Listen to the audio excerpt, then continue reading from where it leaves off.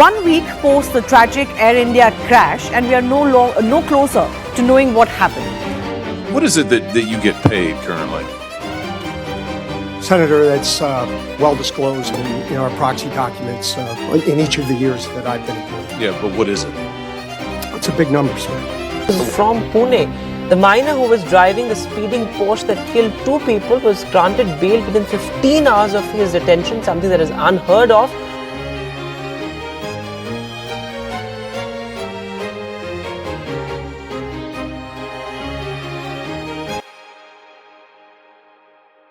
Hey everyone, and welcome to Injaras. Today I want to talk about something deeply personal, something that weighs on my mind every time I step out of my home. It doesn't matter if I'm in a metro city or if I'm in my hometown, anywhere in India, especially when I travel. It's about safety, or rather the concerning lack of accountability that pervades so many aspects of our lives here in this country.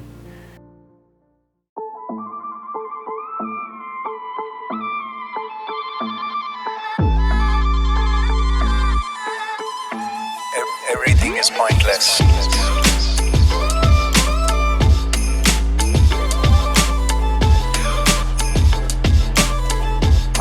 Mic check, this is pointless. Look, after the recent Air India plane crash in Ahmedabad, a chilling thought struck me, and it's something I want to put out there for all of us to consider.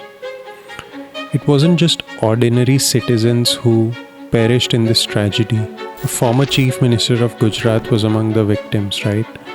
This isn't about rich or poor or privileged or commons. It's about a systemic issue.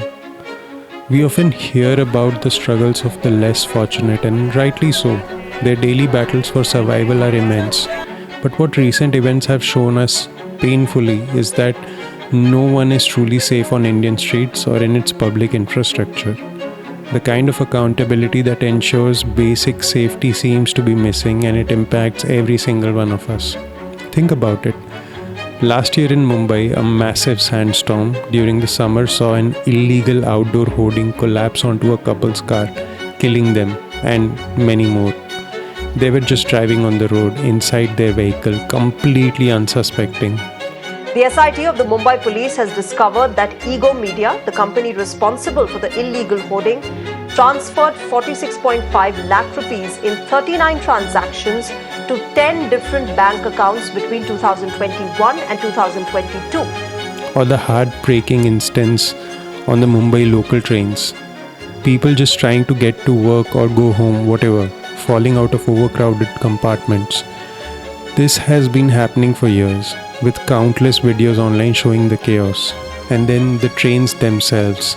It's a bitter irony that public transport, which is supposed to become safer and more efficient over time, seems to be doing the opposite here. The statistics are truly alarming. More people have died in train accidents in the last 10 years than in the decade before that. This isn't progress, it's regression. When you travel, whether by flight or train, you're often by yourself, putting your trust in systems that frankly seems to be failing us. So what do we do when the system feels this precarious? For me, it boils down to individual precautions, the things I keep in my mind and actively do to safeguard myself and my loved ones. Let's start with flying. After the recent Air India incident and having followed news about aircraft manufacturing for a while, I've made a very deliberate decision. I'm not flying on Boeing aircraft if I can help it. Now I know this might sound strong, but hear me out. Boeing, a company once synonymous with great engineering, has faced a lot of scrutiny in the past few decades. There's enough evidence, including concerns raised by their own whistleblowers. This video is not, a journalistic deep dive into something like that, but I'm just letting you know, the profit has at times superseded safety at Boeing. There have been questions about the quality of aircraft they have exported, particularly to countries like India. 2 crashes of brand new airplanes within 5 months of each other, that doesn't happen in modern aviation. And the question was, did Boeing put an unsafe plane in the air? Boeing waged a pretty vigorous public relations campaign. Some reports even suggest that certain issues in their planes might only surface 10 or 11 years into their service life, despite a typical aircraft lifespan of 30 years. While I don't have direct classified evidence, and I don't even want to do that, the anecdotal and reported concerns are enough for me to act.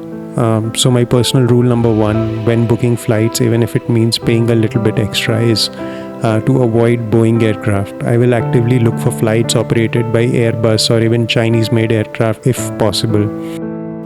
For me, it's about minimizing a perceived risk. No matter how small the statistical difference might appear on paper, I encourage you to do your own research and make informed decisions for yourselves. Navigating India, staying safe on the ground, beyond flights, how do we navigate our daily lives and local travel in Indian cities? It requires a constant state of awareness and a few practical measures. I'm not saying that these are foolproof methods. If something has to happen, it will happen. Things are not in our control. All I'm asking you all to be is extremely aware, hyper aware, because I have been hyper aware for years now. Walking on the streets, I don't own any vehicle. Most of the times I'm in an Uber or a rickshaw or a public transport. I use trains to travel around from one place to another, and I also take flights. So that's why I'm just sharing things that I keep in my mind. So here are some things I always keep in my mind, and I hope these suggestions can help you too. Be your own second eye, especially with drivers.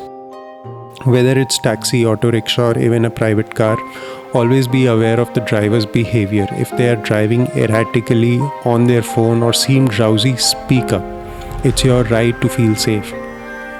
Don't hesitate to ask them to slow down or even pull over if you feel unsafe. If you're in a cab, share your live location with a trusted contact.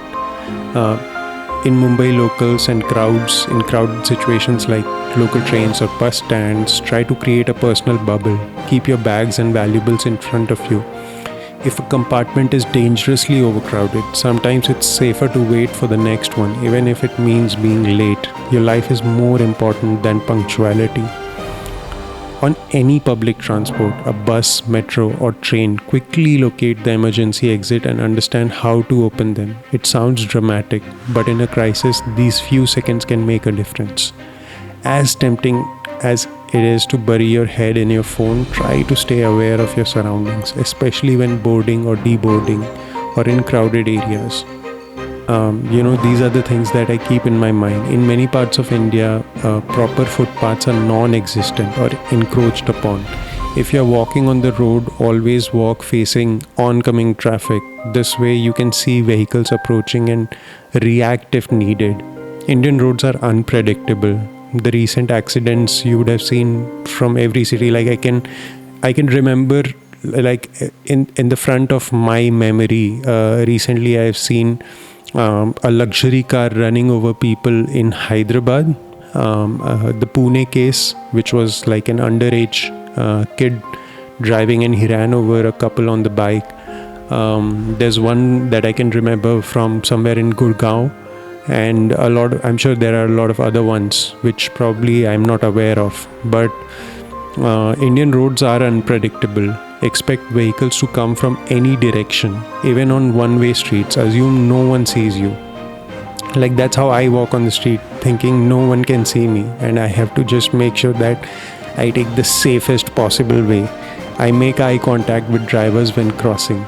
Cross smart, use pedestrian crossings where available, but still look both ways, then look again. If there are no crossings, wait for a clear break in traffic. Don't rush or weave through moving vehicles. At night, if you must walk after dark, wear light-colored clothes or something reflective to increase your visibility to drivers. And don't flaunt expensive items. I myself have had my phone snatched in my hometown. Keep your wallet, phone, and other valuables insecure. Like, keep it in pockets where it's hard to access, right? Consider using a money belt for cash and important documents. And The most important suggestion that I have is trust your gut.